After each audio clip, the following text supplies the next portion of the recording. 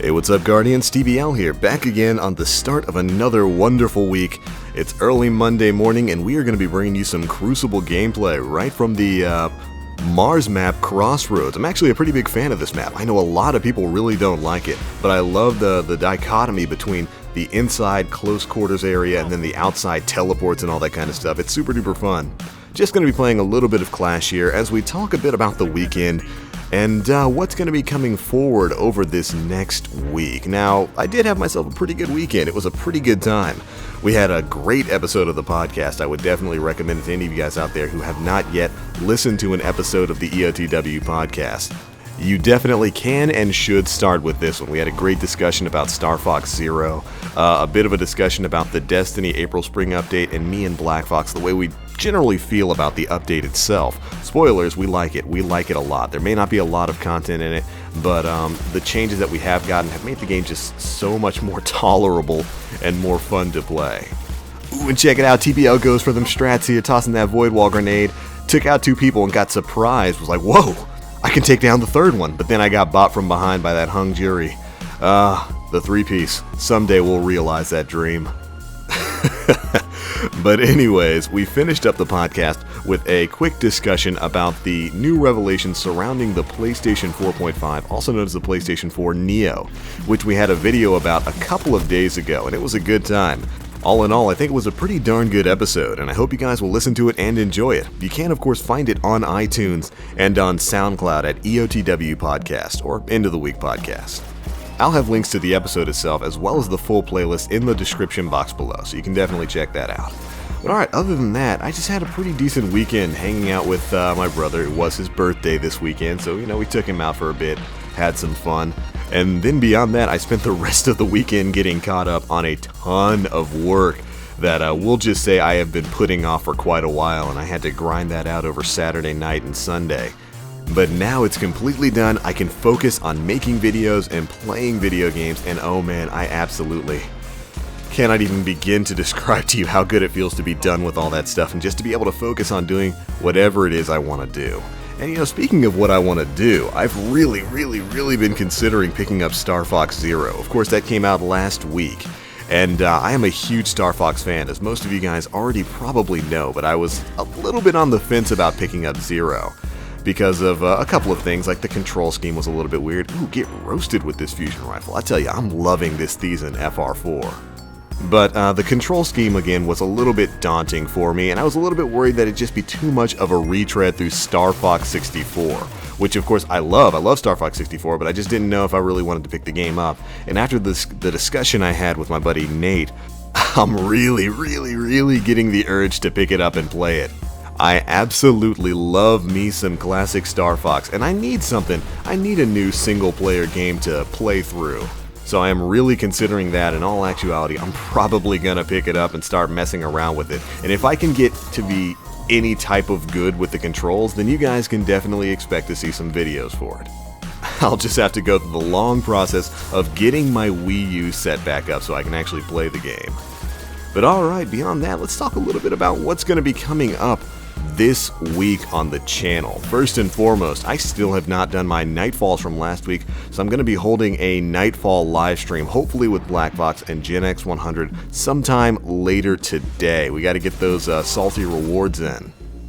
Then, of course, starting tomorrow, Lord Saladin returns and the Iron Banner is back once again. So we're going to be diving through his inventory there, checking out the roles and items that he's got before really starting that grind back up to rank 5. And this time, I'm actually really excited about hitting rank 5. In last week's Bungie update, again, this week at Bungie, they detailed the fact that they're going to be changing the way drops occur in the Iron Banner. Also, rest in peace, Angel Dunk. I grieve for your painful loss. But anyway, they stated that they're going to be basically taking out legendary engram drops that would happen post-match. So, when you complete a match and then the reward screen comes up and some people get legendary engrams, well, rather than getting those legendary engrams, you're just going to be getting Iron Banner drops. They've basically replaced them with Iron Banner drops, which I think is a good thing. Iron Banner drops will drop at a higher light level than generally what you'd get from those legendary engrams, and it's the Iron Banner. I don't really want a legendary engram from that. I want a perfectly rolled Flanalis Peril, or a perfectly rolled Hakon's Hatchet. So getting those drops post-game is great. They've also increased the rank 3 artifact package and the rank 5 ghost package to 320 light apiece, which is good. I wish they could be at 330, to make it a bit more relevant to the people like me who have already hit, post 330. I think I'm 333 on my Warlock, 332 on my Hunter, and 332 on my Titan. But, 320 light, I guess, it's still a good boon for the people who hit rank 3 and rank 5 if they haven't hit those upper light levels yet.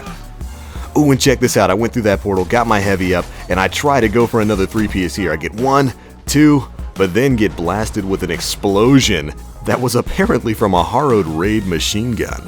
Oh man, I thought I was clutch right there, but instead I was denied my 3-piece once again.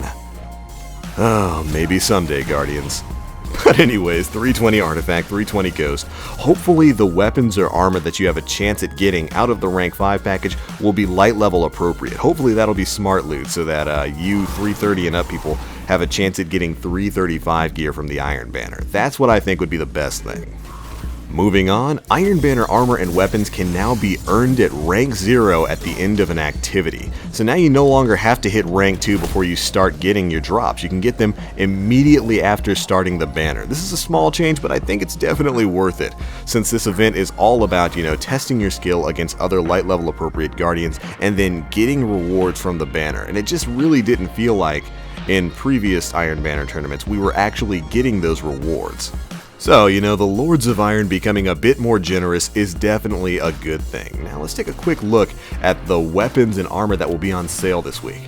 This time around, Lord Saladin's going to be offering the auto rifle, Hakon's Hatchet, the rocket launcher, Tormod's Bellows, and for armor, he'll be tossing up boots and class items. For the PlayStation exclusive stuff, it's going to be the class item this time around.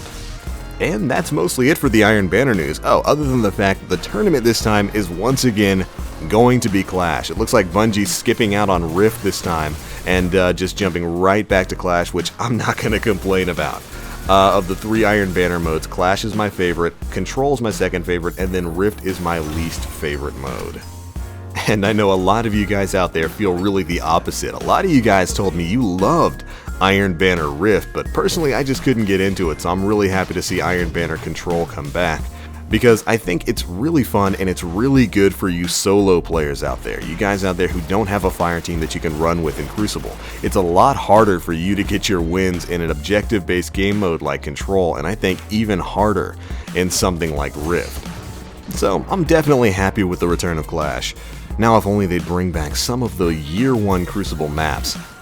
I, strangely enough, miss First Light, but that's alright, it's still in the classic 6v6 playlist.